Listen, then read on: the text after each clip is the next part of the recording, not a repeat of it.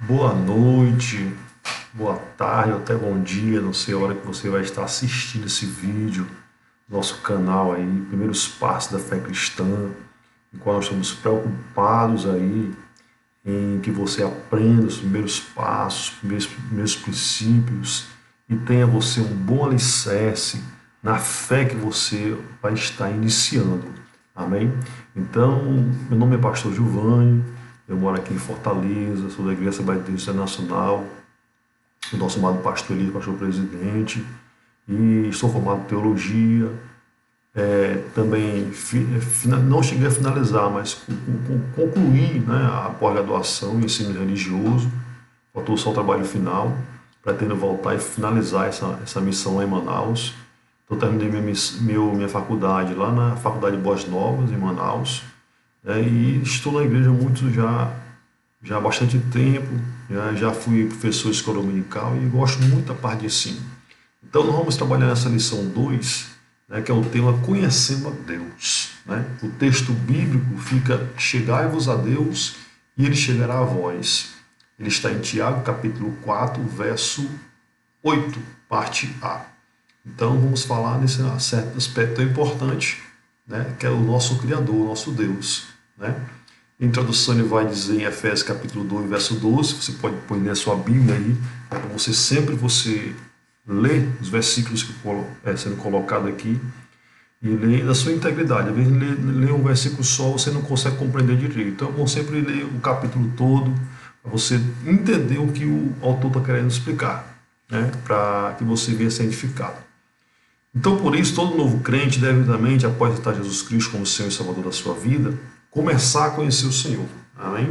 Então é importante, né, você citou Jesus como Senhor e Salvador da sua vida, não parar e não ficar simplesmente preso, né, às pregações dos cultos na igreja.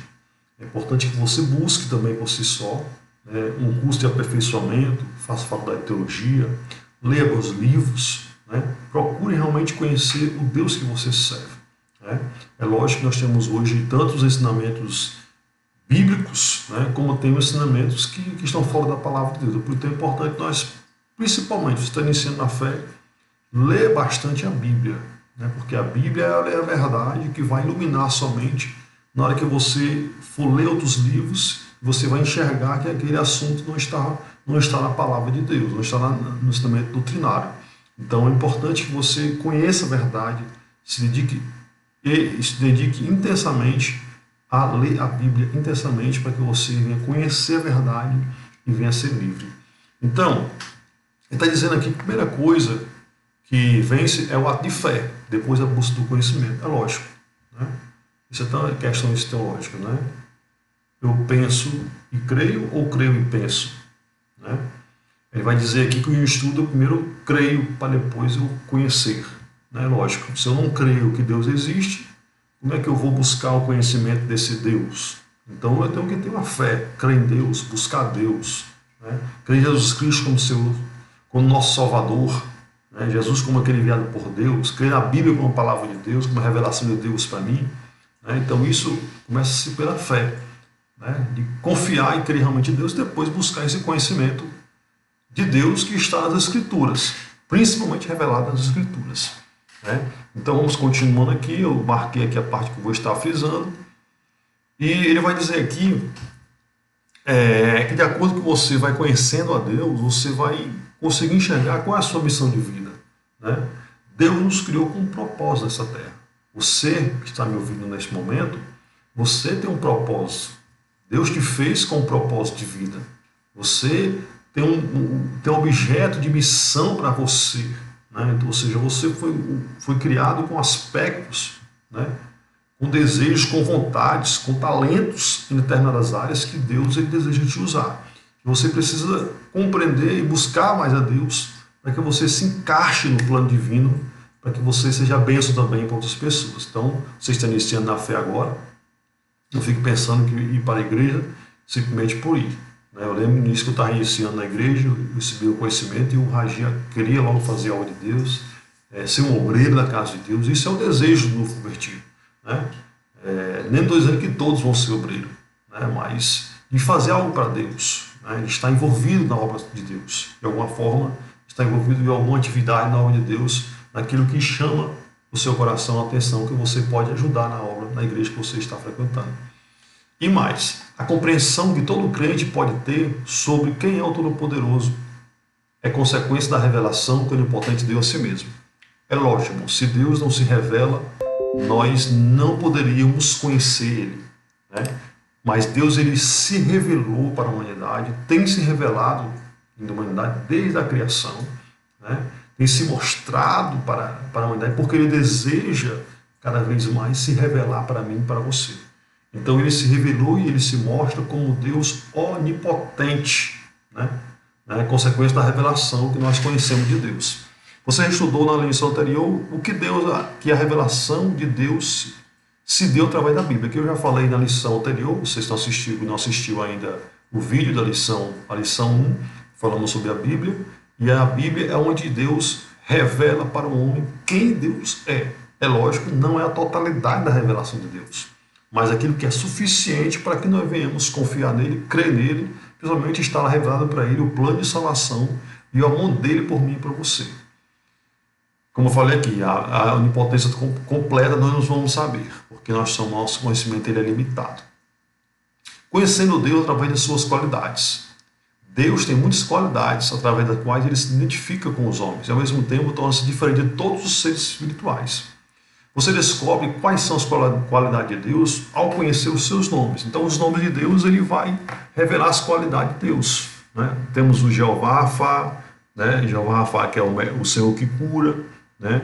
Tem o Jeová Jireh, que é o Senhor Deus que provê, né? Que fala em frente a Abraão, né? Então, tem vários outros tipos de nomes que Deus, no decorrer da revelação dele com o seu povo, foram dados esses nomes. Né? O El Shaddai, né, que é o Deus Todo-Poderoso. Então, no decorrer, né, das suas revelações que Deus vai se manifestando na Bíblia, com o seu povo e com diferentes situações que o povo de Deus vivenciou, Deus vai se manifestando com aquela qualidade dele. Né? Além disso, é de uma maneira de se responder quem é o Todo-Poderoso. Né? Então, ele está dizendo aqui em relação a conhecer o nome de Deus, que o nome de Deus deve ser invocado na adoração, Efésios 12, 4. O seu nome deve ser temido, Deuteronômio 28, 58. Temido, no caso, é respeitado, né, reverenciado. Não posso estar brincando com o nome de Deus, não posso estar levando o nome de Deus de qualquer jeito.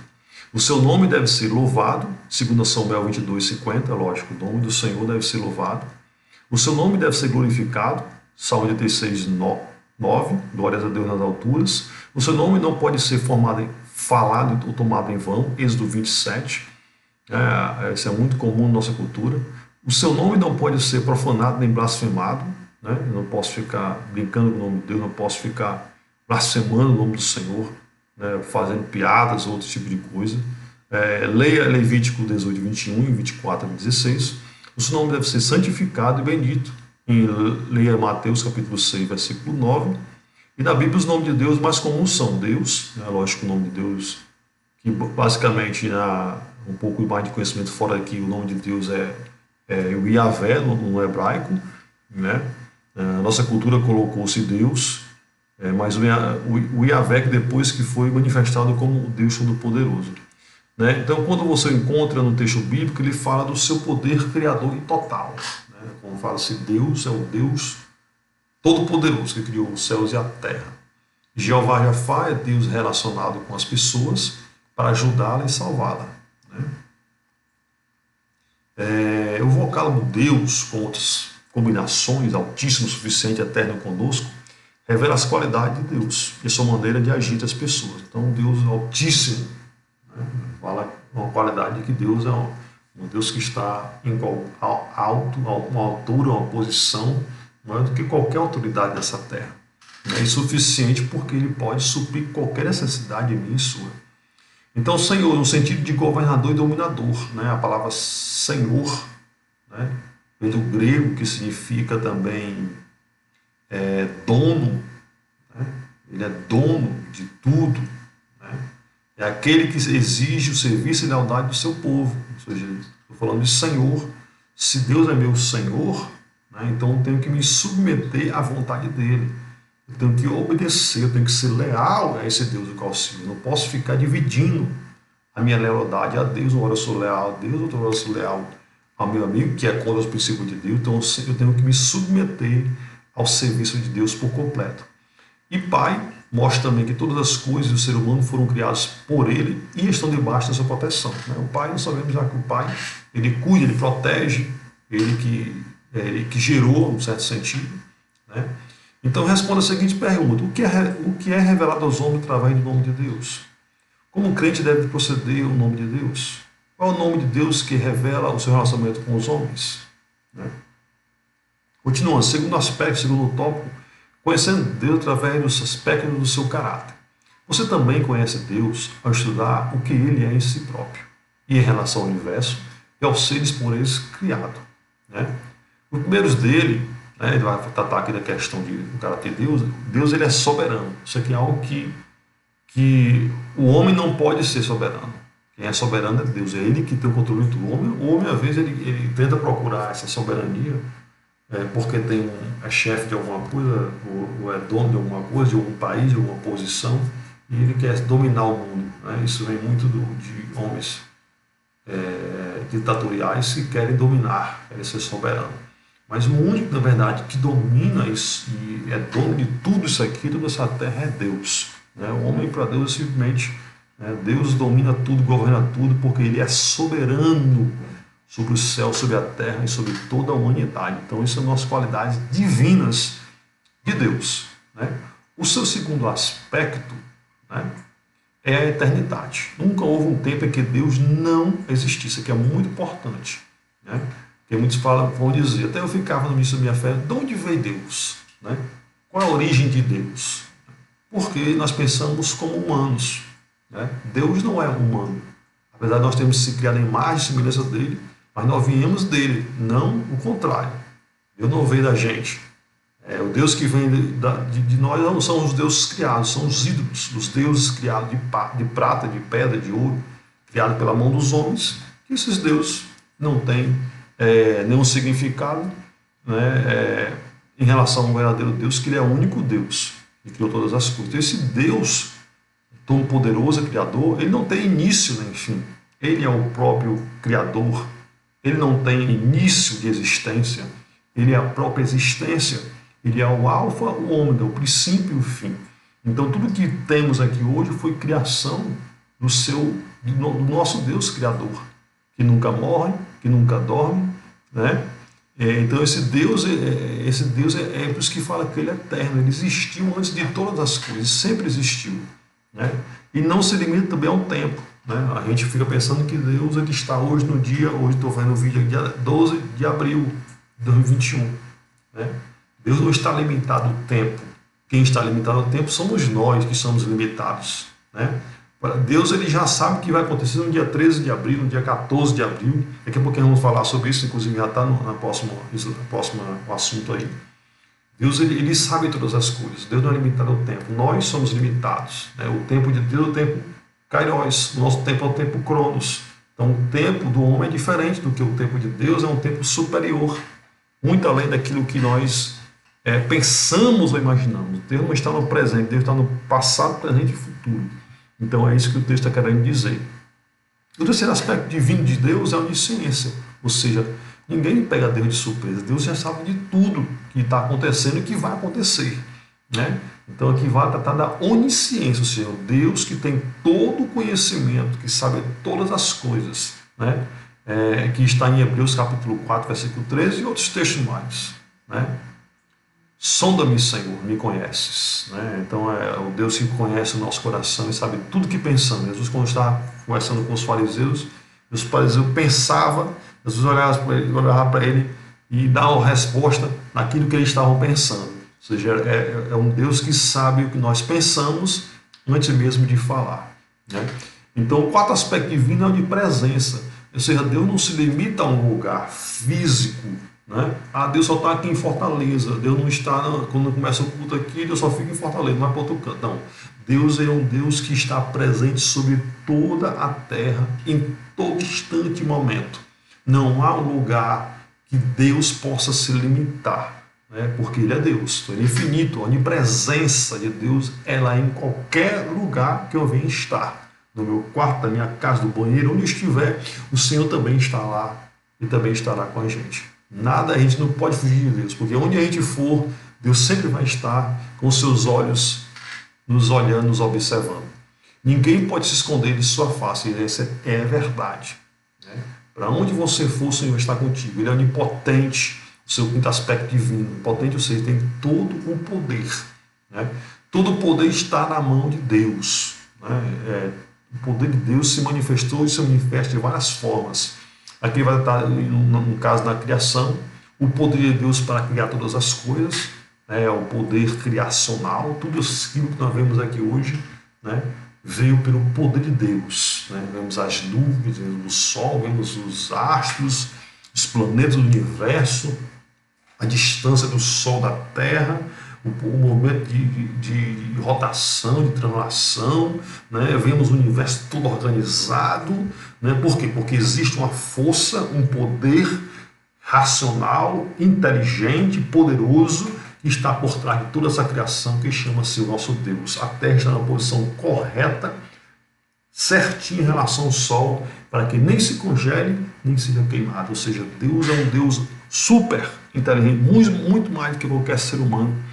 É o nosso Deus Todo-Poderoso. Então, isso chama-se a onipotência, né? A complexidade que é a criação. Nós, seres humanos, somos altamente complexos, né? Nosso organismo aqui, nossa mente, veias finíssimas aqui, né? Que comandam o meu corpo, ou seja, nós somos algo muito complexo, ou seja, só um Deus muito poderoso e muito super inteligente pode criar isso que a terra vê como natureza, né? A planta crescer, os animais, tudo isso, algo complexo e lindo e maravilhoso que Deus fez com o seu poder. O sexto aspecto divino que diz respeito de Deus é que Ele é imutável. Imutável significa que Ele não muda em sua natureza, ou seja, né? Deus não pode ser infiel, né, e depois fiel. Não, Deus é sempre fiel, Deus é sempre verdadeiro, Deus sempre é justo, Deus sempre é amor.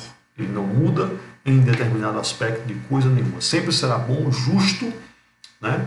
Vai dizer aqui a nosso estudo, e verdadeiro. Então isso aqui são aspectos de Deus. Deus não muda no seu caráter, né? Ele não muda no seu caráter. Quais atributos de Deus não encontrados nos homens, nem em outros seres humanos por Ele criados, né? Existem também os aspectos vistos no relacionamento de Deus com os homens.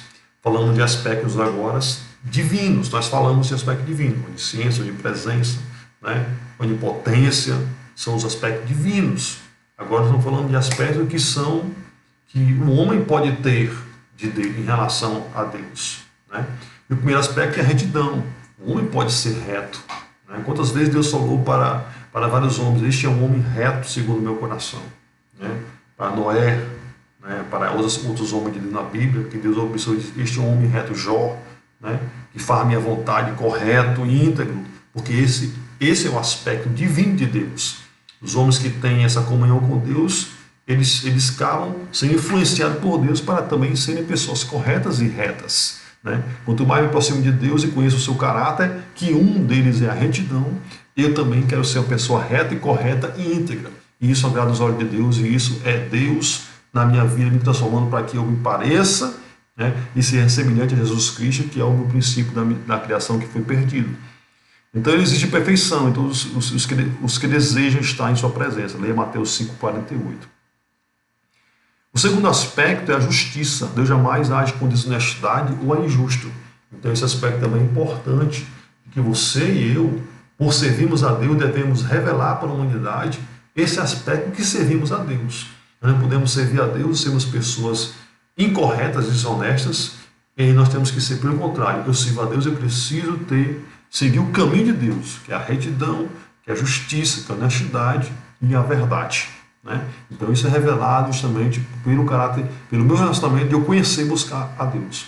O amor também é outro aspecto divino, né? Na verdade, Deus é amor. Essa virtude do Senhor é perfeita e infinita, ou seja, este amor que Deus revela para nós, mesmo nós não merecemos, Ele envia o seu Filho para morrer no nosso lugar, este amor que não condena, mas perdoa. Para aqueles, é lógico, que confessam seus pecados e abandonam, Deus ali abraça-os, né? E também o castigo para aquelas pessoas que não querem se arrepender, né? Porque isso também é um ato de amor, né? As pessoas que rejeitam precisam da correção. Então, Deus que ama é o Deus que trabalha, que trata, que corrige, que castiga. E isso é manifestação do amor divino, porque o amor não é amor sem justiça, né? Então, o amor e a justiça eles estão bem relacionados. Ou seja, o amor de Deus ele é relacionado também com a justiça, que é fazer aquilo que é correto, né? Então, Deus não tem aquele negócio de Deus, passa a mão na minha cabeça do jeitinho brasileiro. Não, Deus é um Deus correto. Deus é um Deus íntegro, né? Se a pessoa seguiu a vontade de Deus, fez a vontade de Deus, ele vai ser abençoado. Se ele saiu do caminho, fez aquilo tudo de errado, ele vai receber as suas consequências do castigo divino. Então isso é um Deus correto, Deus justo, né? Não, ele seria um Deus injusto. Então o último aspecto tratado dessa lição é a verdade, né? Deus é a verdade absoluta. Em Deus não tem meia verdade, ele é a verdade. É o caminho, a verdade e a vida. Então, João 8,32. Então, o outro aspecto é a verdade. Não tem, e nós precisamos também manifestar a verdade. Não podemos andar na mentira, nem falar da mentira. Falar palavras que proferem mentiras. Pelo contrário, temos que falar a verdade, e a verdade sempre vai nos dar a segurança de que nós somos realmente servos de Deus. Conhecendo Deus, Jesus e seu Espírito, ou seja, estamos falando aqui também da Trindade, que é um aspecto também importante. Não são três deuses, pelo contrário, são um Deus em três seres espirituais, que é o Pai, o Filho e o Espírito Santo, né? E aqui, João 15,16, a afirmação de Jesus, mas quando vem o Consolador, que fala do Espírito Santo, não há um Deus, mas um só. Em Mateus 3,16 e 17, fala da manifestação do Pai, do Filho e do Espírito Santo, onde Jesus é batizado nas águas, desce ali, né, o Espírito Santo em forma de pombo, e ali a voz do Pai falando: esse é meu filho amado em quem me compraste. Há uma manifestação dos três naquela situação do batismo de Jesus. Os três se manifestam, né, mas há uma unidade dos três, né? Jesus falou: eu não falo aquilo, eu não falo isso de mim mesmo, eu falo aquilo que Deus manda eu falar, né? Eu faço a vontade do meu Pai. Então você vê que há unidade. Eu e meu Pai somos um só. Então isso tudo é a relação, a questão da unidade do Pai, do Filho e do Espírito Santo. Discipulado. Aqui é uns conselhos para vocês, fique atento aí. Tem agora um momento de oração, Deus. Ora a Deus, fale com Deus. Deus é o teu Criador, Deus é o teu Pai. Deus quer ouvir a tua oração, o teu pedido, o teu clamor. Arrependa-se do seu pecado cada vez mais. Chore aos pés de Jesus, né? Então é necessário que você continue sempre tendo uma vida de oração diária com o Senhor, para que você sempre se alimente e venha continuar firme no caminho de Deus. Ser um crente, ser um cristão, hoje, andar no caminho da retidão não é fácil. Então precisamos ter uma vida de oração, como Jesus teve, como os outros homens de Deus teve, e precisamos cultivar e alimentar nossa fé com oração, palavra, louvor e viver a palavra. Faça uma reflexão por alguns minutos e descubra em quais áreas de sua vida Deus precisa ser soberano. Pense pelo menos em 3 pessoas que ainda não são crentes e fale a elas sobre o grande amor de Deus. Olhe para essas pessoas também. Descubra em que momento você praticou a retidão, a justiça e o amor e a verdade. Assuma o compromisso com Deus de sempre procurar conhecê-lo melhor através da sua palavra. Oração é uma vida dedicada ao serviço de Deus. Verifique agora o que você aprendeu. Por que Deus pode ser conhecido pelos seus nomes? Responda isso, pode colocar nos comentários, depois perguntar, né? Quais são na Bíblia os nomes mais comuns de Deus? O que significa onisciência? O que significa onipresença? O que significa onipotência? Espero que você tenha aprendido comigo, né, nessa lição que nós vamos tratar, a lição 2 sobre Deus, e que o Senhor te abençoe. Continue conosco nesse canal, você pode se inscrever, você pode apertar o sininho aí, compartilhar. Com certeza o objetivo aqui é o crescimento do reino, é abençoar novos irmãos, e que o Senhor abençoe você e a sua igreja. Seja firme, persevere até o final, que você com certeza vai ser salvo, em nome de Jesus. Deus te abençoe.